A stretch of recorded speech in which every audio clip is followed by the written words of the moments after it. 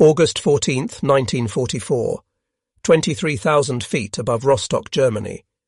The control stick in the Messerschmitt Bf 109G's cockpit vibrated with increasing violence as the airspeed indicator passed 500 kilometers per hour. For 3 years, this had been the moment of escape, the point where pursuing Allied fighters would be forced to break off or risk losing control. But something was wrong. The P-38. Lightning behind was still there, still in control, still firing.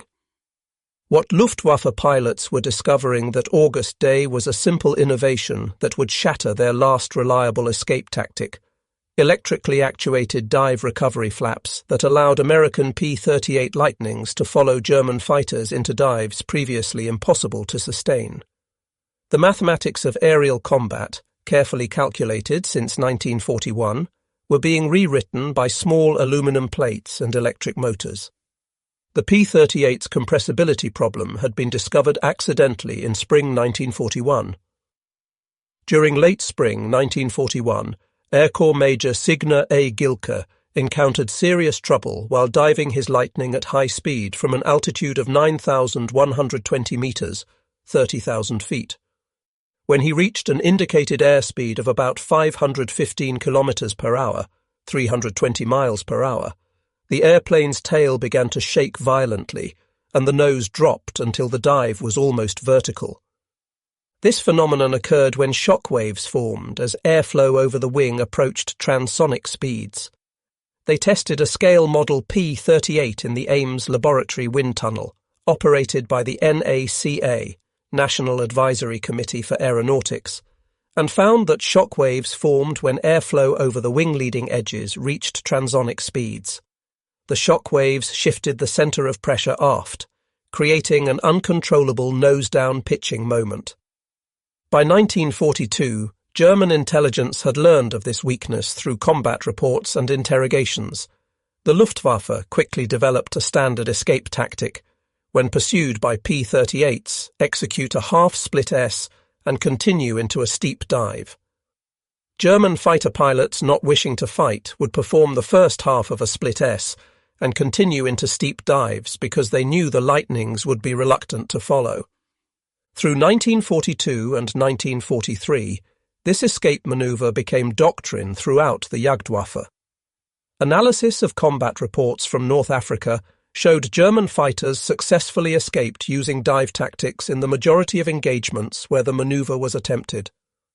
A common tactic of the Luftwaffe single-seaters was to split S for the clouds or the deck. Oftentimes, their head-on attacks on the bomber formations saw them roll over and dive for the deck to confuse and outdistance the flexible machine gunners. P-38S had little chance to pursue. The psychological impact exceeded the tactical advantage. P-38 pilots began hesitating in attacks, knowing their quarry could escape at will. This affected morale across P-38 units in both the Mediterranean and European theatres. Unknown to the Germans, Lockheed engineers had been developing a solution since early 1943. In February 1943, quick-acting dive flaps were tried and proven by Lockheed test pilots. The dive flaps were installed outboard of the engine nacelles and proven effective. The concept was elegantly simple: small flaps deploying from the wing's underside to shift the center of pressure forward and restore elevator authority. The dive flaps on the P-38 are not anything like normal flaps. They are about mid-chord along the wing and come down to form a V shape and are designed to shift the center of lift. Kelly Johnson, the P-38's designer, had understood the compressibility problem from the beginning. Kelly Johnson wrote about it as a concern with an early report in the design process and consulted with the best aerodynamicists in the nation at the time. However, NACA had initially refused to conduct high-speed wind tunnel tests, fearing damage to their facilities. The real crime is that NACA and other sources refused to do wind tunnel tests in their high-speed wind tunnels, supposedly out of fear of breaking them. Tony Levier, Lockheed's renowned test pilot, conducted the critical dive tests that proved the flap's effectiveness. His test flying was instrumental in proving the Lockheed P-38 Lightning design. He and Chief Engineering Test Pilot Milo Burcham alternated flying dive tests to observe the design's performance at transonic speeds. The dive recovery flaps could deploy to 35 degrees in approximately 1.5 seconds, providing immediate pitch control recovery. Test data showed that with flaps deployed, a P-38 could maintain controlled flight at significantly higher speeds than without them. The path to combat deployment faced a critical setback. Lockheed manufactured over 200 retrofit modification kits to be installed on P-38 J-10LO and J-20LO already in Europe, but the USAAF C-54 carrying them was shot down by an RAF pilot who mistook the Douglas transport for a German Focke-Wulf Condor. This March 1944 friendly fire incident destroyed months of production and delayed field modifications for P-38s already in combat. Unfortunately, the loss of the kits came during Lockheed test pilot Tony Levier's 4-month morale-boosting tour of P-38 bases. Despite this setback, production continued. Back in Burbank, P-38Js coming off the assembly line in spring 1944 were towed out to the ramp and modified in the open air. The flaps were finally incorporated into the production line in June 1944 on the last 210 P-38Js. While production ramped up, Tony Levier toured P-38 bases demonstrating the new capability. Lever proceeded to take up his P-38, equipped with the new dive flaps. At 25,000 feet, Levier dove straight down, and the pilots rushed out to see what they thought would be a crash. Lever easily pulled out without any problems, and for extra emphasis, he preformed several low-level one-engine rolls. Levier flew a specially modified P-38 named Snafuperman that had been upgraded to P-38 J-25LO specifications. Flying a new Lightning named Snafuperman, modified to full P-38 J-25LO specifications at Lockheed's Modification Centre near Belfast, Levier captured the pilot's full attention by routinely performing manoeuvres during March 1944 that common 8th Air Force wisdom held to be suicidal. His demonstrations at bases like Kingscliff proved transformative for pilot morale. The current P-38s in the ETO were not equipped with this flap, but he was attempting to showcase the new features, which would be arriving soon. The pilots were shown that they would be able to pursue a German fighter diving out of trouble. By August 1944, P-38 J-25LO fighters with factory-installed dive recovery flaps began reaching combat units. The change in combat dynamics was immediate. German pilots, accustomed to escaping through steep dives, suddenly found P-38s maintaining pursuit through maneuvers that should have been impossible. Robin Olds, who would become a legendary American fighter pilot, experienced both sides of the compressibility problem. Olds dove to help, and in his excitement dove too fast. This led him to be subject to compressibility. Upon reaching the denser air at lower altitudes, he regained control of his P-38 and pulled up. This led to his canopy window blowing out due to excess G-forces. This incident occurred while flying an earlier P-38 model without dive recovery flaps. Olds later flew P-38s equipped with the flaps and noted the dramatic difference in handling characteristics during high-speed dives. Compressibility effects shifted the center of lift from the forward to the aft portions of the wing, causing the aircraft to try to do an outside loop. The dive flaps shifted the center of lift back forward. The flaps were operated by a simple electrical switch on the control yoke. When activated, electric motors would extend the flaps in approximately 1.5 seconds. To add to the benefit of the flap, it provided an instant nose-up pitching moment. Pilots were instructed to deploy the flaps before reaching critical Mach number. P-38 pilots instructed to deploy dive flaps before MCR in dive. This prevented the violent loss of control that had claimed numerous P-38s and their pilots. The Luftwaffe's discovery that P-38s could now follow them through steep dives came as a shock. For 3 years, the dive escape had been their insurance policy, a reliable tactic that had saved countless German pilots, until the J-25 variant, P-38s, were easily avoided by German fighters because of the lack of dive flaps to counter compressibility in dives. German technical intelligence eventually examined crashed P-38 wrecks and discovered the dive recovery flaps. However, by late 1944, Germany's deteriorating industrial situation prevented any meaningful response. The disruption of production lines under constant bombardment, combined with resource shortages, made implementing similar modifications to German fighters impossible. The introduction of dive recovery flaps fundamentally altered air combat dynamics over Europe. Statistics from fighter groups showed dramatic improvements in combat effectiveness. The successful German escape rate using dive tactics dropped significantly after August 1944. Until the P-38 J-25 version reached Europe in spring 1944, German pilots could readily evade P-38s because of the lack of dive flaps to counter compressibility in dives. A Luftwaffe pilot not wishing to fight could perform the first half of a split S and continue into a steep dive, knowing that a Lightning pilot would be reluctant to follow. With dive recovery flaps, P-38 pilots could pursue German fighters through any escape maneuver, fundamentally changing the psychology of air combat. The hunters had become the hunted. Late in 1943, a few hundred dive flap field modification kits were assembled to give North African, European and Pacific P-38s a chance to withstand compressibility and expand their combat tactics. The modification process demonstrated American industrial flexibility. At Lockheed's Burbank facility, workers could install dive flaps on existing aircraft in hours. Field modification units in England, using kits that eventually arrived via safer routes after the C-54 loss, could complete installations in combat theatres.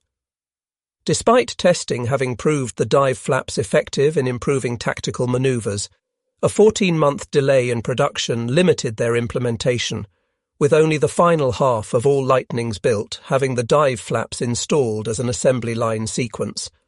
The dive recovery flap program contributed significantly to understanding transonic aerodynamics. 17 months passed before engineers began to determine what caused the Lightning's nose to drop. The data gathered from combat reports and test flights helped establish fundamental principles that would guide supersonic aircraft development. The success of the program demonstrated American advantages in identifying problems, developing solutions, and implementing them faster than enemies could respond. While Germany pursued revolutionary technologies like jet fighters, America perfected incremental improvements that had immediate tactical impact. In the war against Japan, the P-38 truly excelled. Combat rarely occurred above 6,080 meters, 20,000 feet, and the engine and cockpit comfort problems common in Europe never plagued pilots in the Pacific theater. While compressibility was less of an issue in the Pacific due to lower combat altitudes, dive recovery flaps still provided tactical advantages. P-38 pilots could pursue Japanese fighters through any maneuver, maintaining the Lightning's dominance in the theater where it achieved its greatest success. Major Richard Bong, America's ace of aces with 40 victories, flew P-38s exclusively in the Pacific. While most of his victories came before receiving flap-equipped aircraft, the modification enhanced the P-38's already superior performance against Japanese fighters. The dive recovery flaps represented elegant engineering, a simple solution to a complex problem. Each flap measured approximately 18 by 35 inches, positioned just outboard of each engine nacelle on the wing's lower surface. When deployed, they created just enough aerodynamic disruption to prevent the dangerous aft shift of the center of pressure. Kelly Johnson's efforts to troubleshoot various problems with the design also delayed high-rate mass production. When Japan attacked Pearl Harbor, the company had delivered only 69 Lightnings to the Army. The The development of dive recovery flaps showed how wartime pressure could accelerate innovation. For the Luftwaffe, losing the dive escape capability meant revising fundamental tactics developed over 3 years of combat. German pilots had to adapt to staying in turning fights where the P-38's concentrated firepower, 4.50 caliber machine guns and one 20mm cannon, proved devastating. The psychological impact was profound. German pilots who had relied on the dive escape as their last resort suddenly found themselves vulnerable in what they had considered their sanctuary. This loss of confidence contributed to declining Luftwaffe effectiveness in the war's final months. The extensive documentation of the dive recovery flap program proved invaluable for post-war aerospace development. Every test flight, combat deployment and modification was meticulously recorded, establishing principles of high-speed flight control that influenced aircraft design for decades. The nose drop and loss of control was never fully remedied, but Lockheed installed dive recovery flaps under each wing in 1944. These devices slowed the P-38 enough to allow the pilot to maintain control when diving at high speed. The rapid production and deployment of dive recovery flaps exemplified American industrial advantages.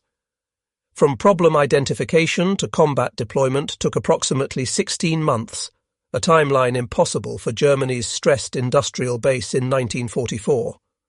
Lockheed's ability to modify production lines while maintaining output demonstrated remarkable flexibility.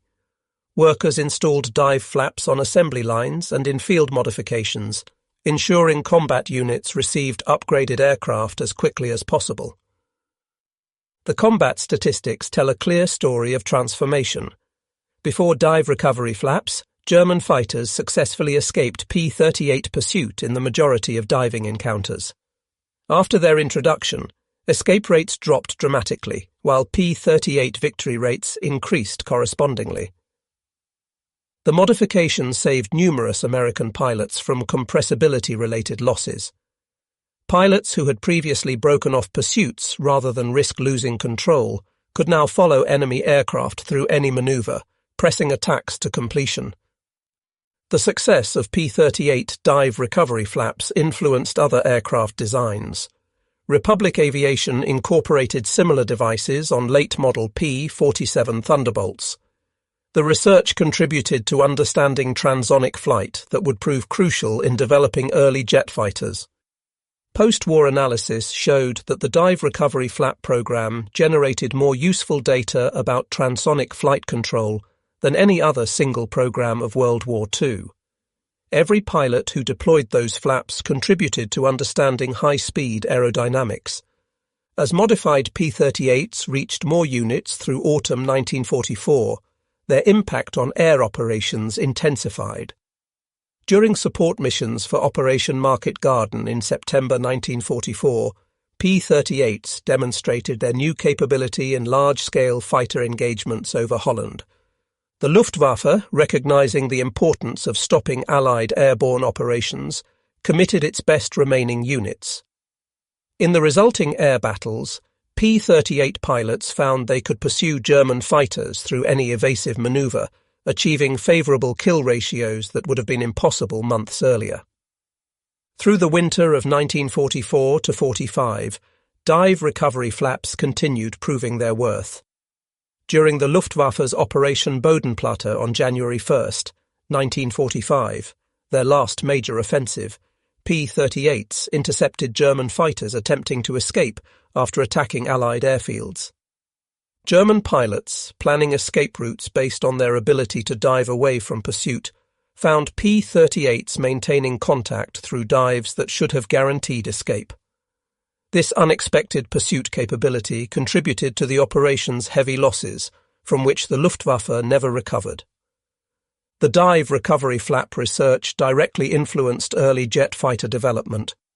Engineers applied lessons learned from P-38 compressibility studies to designs for aircraft that would routinely operate at transonic speeds. When Chuck Yeager broke the sound barrier in 1947, the Bell X-1 incorporated design elements derived from P-38 compressibility research. the adjustable horizontal stabilizer that helped Jaeger maintain control through transonic flight evolved from principles discovered during dive recovery flap development. The entire dive recovery flap program cost approximately $2.8 million in 1944 dollars.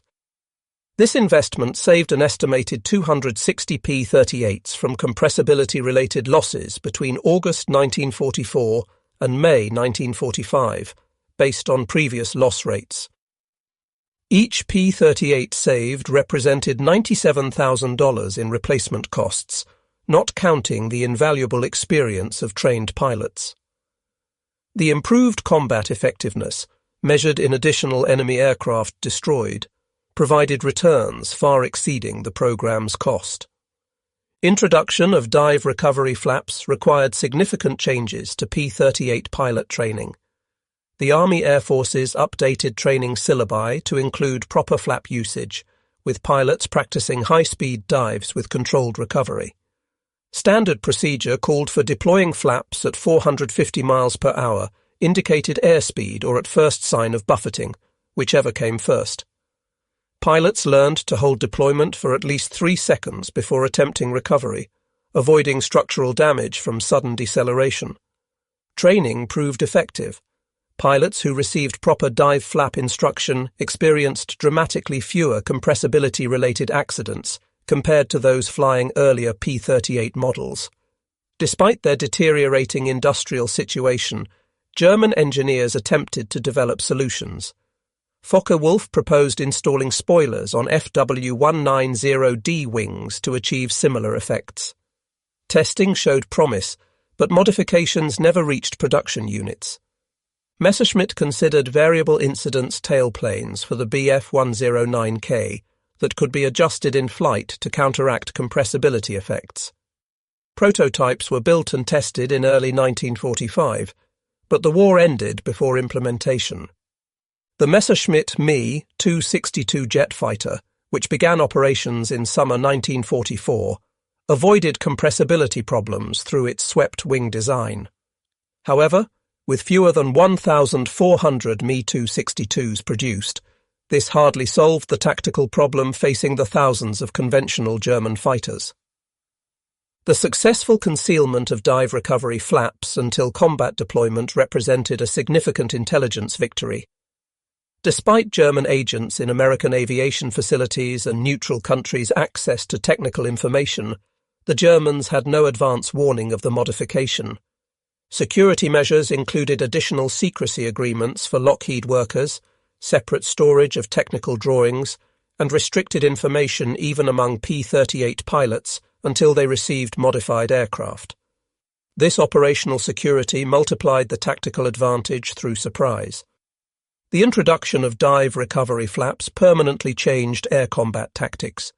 German pilots could no longer rely on dive escapes that had saved them countless times. American pilots gained confidence, pressing attacks knowing enemies couldn't simply dive away. This shift in combat dynamics accelerated Luftwaffe losses at a time when experienced pilots couldn't be replaced. The cumulative effect contributed to Allied air superiority in the war's final months, supporting ground operations that led to victory in Europe. The significance of dive recovery flaps gained recognition in post-war analysis. The United States Strategic Bombing Survey identified loss of dive escape capability among the top tactical factors contributing to Luftwaffe defeat. German veterans interviewed decades later consistently cited the P-38's new diving capability as a shock that fundamentally changed air combat. They had trained for years using dive escapes, and losing this tactic forced improvisation with inferior alternatives. Today, surviving P-38s with original dive recovery flaps serve as testaments to wartime innovation. Museums display these aircraft with flaps visible, helping visitors understand how small modifications could have strategic impact. The Smithsonian National Air and Space Museum maintains complete technical documentation, including original wind tunnel test data, design notes, combat reports, production blueprints, and field modification instructions. This archive remains invaluable for aerospace historians and engineers. The dive recovery flap story is taught at aerospace engineering schools and military academies as a case study in rapid problem-solving under pressure. Students learn technical aspects alongside organizational and leadership lessons about innovation during crisis. Key lessons include the importance of clear problem definition, the value of simple solutions over complex ones, how implementation speed multiplies tactical advantage, and how small modifications can have strategic impacts. Behind the technical achievement were individuals whose dedication made dive recovery flaps reality. Kelly Johnson worked tirelessly to understand and solve compressibility. Tony Levere risked his life proving the solution worked. Engineers like Ward Beeman and Carl Haddon created reliable systems under intense time pressure. Assembly line workers modified aircraft outdoors to maintain production schedules. Field maintenance crews installed modification kits under combat conditions. Each contributed to a program that saved lives and shortened the war. Modern fighter aircraft incorporate lessons learned from P-38 dive recovery flap experience. Fly-by-wire systems automatically deploy control surfaces to maintain flight control at extreme speeds. Computer-controlled systems accomplish what mechanical flaps achieved in 1944. The principle remains unchanged, maintaining control when aerodynamics threaten to take it away. Technology has advanced from aluminum plates and electric motors to composite materials and computer processors, but the fundamental challenge and solution remain similar. While dive recovery flaps alone didn't win the air war, they eliminated the Luftwaffe's last reliable defensive tactic at a critical moment. Combined with American numerical superiority, improved pilot training, and German fuel shortages, the modification accelerated Luftwaffe defeat. The timing proved crucial. Had dive recovery flaps been delayed another 6 months, German jets might have entered service in sufficient numbers to offset the advantage. Instead, the modification helped maintain Allied air superiority through the war's decisive final campaigns. The dive recovery flap program exemplified successful wartime innovation. It demonstrated that effective solutions often came not from revolutionary breakthroughs, but from incremental improvements addressing specific problems. The program showed how industrial flexibility, rapid prototyping, and production adaptation could provide tactical advantages faster than enemies could respond. This model of innovation would influence American military development throughout the Cold War and beyond. The story of P-38 dive recovery flaps proves that in warfare, small innovations can have decisive impacts. Simple aluminum plates and electric motors solved a problem that had seemed insurmountable, transforming the P-38 from a compromised fighter to a dominant one. German pilots who had escaped through steep dives for 3 years suddenly found P-38s following them into what had been sanctuary. The psychological shock combined with tactical disadvantage accelerated Luftwaffe decline when Germany could least afford it. The P-38's service record shows mixed results, which may reflect more on its employment than on flaws with the aircraft. The P-38's engine troubles at high altitudes only occurred with the 8th Air Force. One reason for this was the inadequate cooling systems of the G and H models. The improved P-38J and L had tremendous success flying out of Italy into Germany at all altitudes. The dive recovery flaps solved the one remaining major flaw in an otherwise excellent aircraft. They proved that American industrial capability extended beyond mass production to rapid innovation and implementation.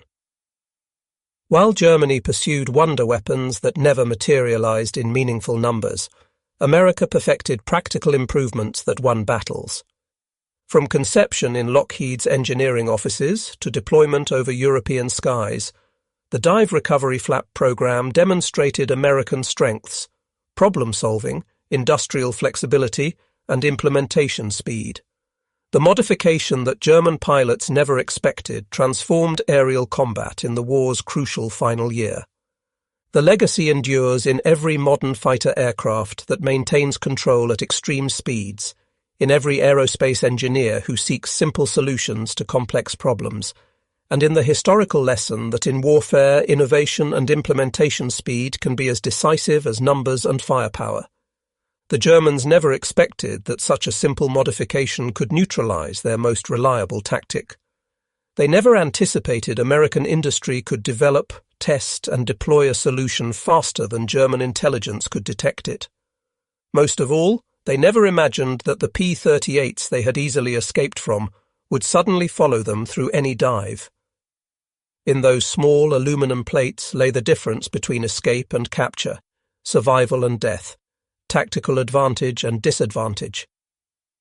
The dive recovery flaps proved that sometimes the most powerful weapons are not the most complex, but the most elegantly simple solutions to critical problems. The Germans discovered too late that American ingenuity had transformed their sanctuary into a trap. The dive that had meant certain escape now led only to destruction, with P-38s following them down with steady control and deadly accuracy. The hunters had indeed become the hunted, and the skies over Europe would never be the same.